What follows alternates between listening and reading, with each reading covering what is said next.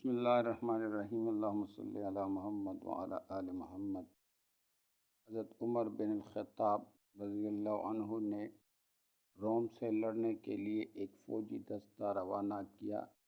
اس دستے میں ایک نوجوان صحابی عبداللہ بن حذافہ بن قیس السہمی رضی اللہ عنہ بھی تھے۔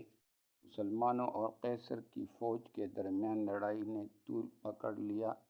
قیصر مسلمانوں کی بہادر اور ثابت قدمی پر حیران ہوا اور حکم دیا کہ مسلمانوں کا کوئی جنگی قیدی ہو تو حاضر کیا جائے۔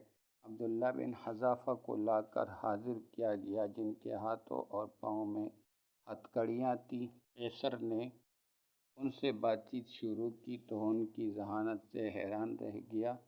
دونوں کے درمیان یہ مکالمہ ہوا، قیصر نصرانیت قبول کر لے تو میں رہا کر دوں گا، عبداللہ نہیں قبول کروں گا۔ قیصر نصرانیت قبول کر لے، آدھی سلطنت تمہیں دے دوں گا، عبداللہ نہیں۔ قیصر نصرانیت قبول کر لے، آدھی سلطنت دوں گا اور میں تمہیں حکمرانی میں شریک کروں گا، عبداللہ نہیں۔ اللہ کی قسم، اگر تم مجھے اپنی پوری مملکت، اپنے آبا و اجداد کی مملکت، عرب و عجم کی حکومتیں بھی دے دو تو میں پلک جھپکنے کے برابر بھی اپنے دین سے منہ نہیں موڑوں گا۔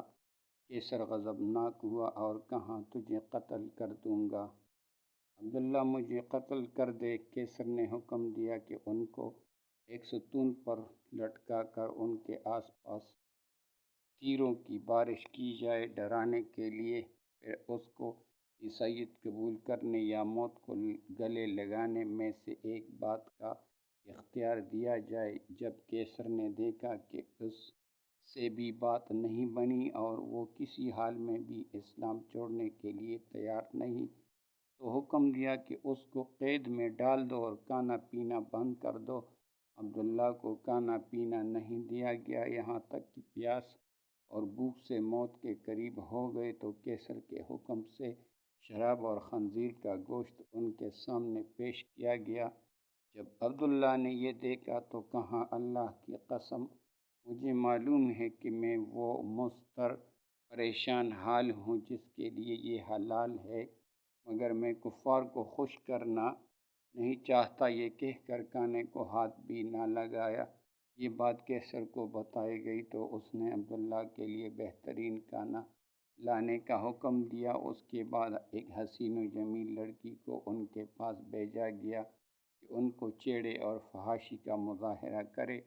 اس لڑکی نے بہت کوشش کی مگر عبداللہ نے اس کی طرف کوئی توجہ نہیں کی اور اللہ کے ذکر میں مشغول رہے۔ جب لڑکی نے یہ دیکھا تو غصے سے باہر چلی آئی اور کہا، تم نے مجھے کیسے آدمی کے پاس بھیجا؟ میں سمجھ نہ سکی کہ وہ انسان ہے یا پتھر۔ اللہ کی قسم، اس کو یہ بھی معلوم نہیں ہوا کہ میں مذکر ہوں یا مؤنث۔ جب قیصر کا ہر بان ناکام ہوا اور وہ عبداللہ کے بارے میں مایوس ہوا تو ایک پیتل کی دیگ منگوائی اور اس میں تیل ڈال کر خوب گرم کیا اور عبداللہ کو اس دیگ کے سامنے لایا اور ایک دوسرے مسلمان قیدی کو زنجیروں سے باندھ کر لایا گیا اور ان کو اٹھا کر اس ابلتے تیل میں ڈالا گیا، جن کی ایک چیخ نکلی اور دیکھتے ہی دیکھتے ان کی ہڈیاں الگ ہو گئی اور تیل کے اوپر تیرنے لگی۔ عبداللہ یہ سارا منظر دیکھ رہے تھے۔ اب ایک بار پھر قیصر عبداللہ کی طرف متوجہ ہوا اور نصرانیت قبول کرنے اور اسلام چھوڑنے کی پیشکش کر دی، مگر عبداللہ نے انکار کر دیا۔ قیصر غصے سے پاگل ہونے لگا اور حکم دیا کہ اس دیگ میں موجود تیل اٹھا کر عبداللہ کے سر پر ڈال دیا جائے۔ جب قیصر کے کارندوں نے دیگ کھینچ کر عبداللہ کے قریب کی اور اس کی تپش کو عبداللہ نے محسوس کیا تو وہ رونے لگے۔ آپ کی ان خوش نصیب آنکھوں سے آنسو ٹپکنے لگے جن آنکھوں نے رسول اللہ صلی اللہ علیہ وآلہ وسلم کا چہرہ انور دیکھا تھا۔ یہ دیکھ کر قیصر خوشی سے جھومنے لگا اور کہا، عیسائی بن جاؤ، معاف کر دوں گا۔ عبداللہ نے کہا، نہیں۔ قیصر، تو پھر رویا کیوں؟ عبداللہ، اللہ کی قسم، میں اس لیے رو رہا ہوں کہ میری ایک ہی جان ہے جو اس دیگ میں ڈالی جائے گی۔ میری یہ تمنا ہے کہ میرے میرے سر کے بالوں کے برابر جانے ہو، اور وہ ایک ایک کر کے اللہ کی راہ میں نکلے۔ یہ سن کر کیسر نے مایوسی کے عالم میں عبداللہ سے کہا، کیا یہ ممکن ہے کہ تم میرے سر کو بوسہ دو اور میں تمہیں رہا کروں؟ عبداللہ، اگر میرے ساتھ تمام مسلمان قیدیوں کو رہا کرتے ہو تو میں تیرے سر کو بوسہ دینے کے لیے تیار ہوں۔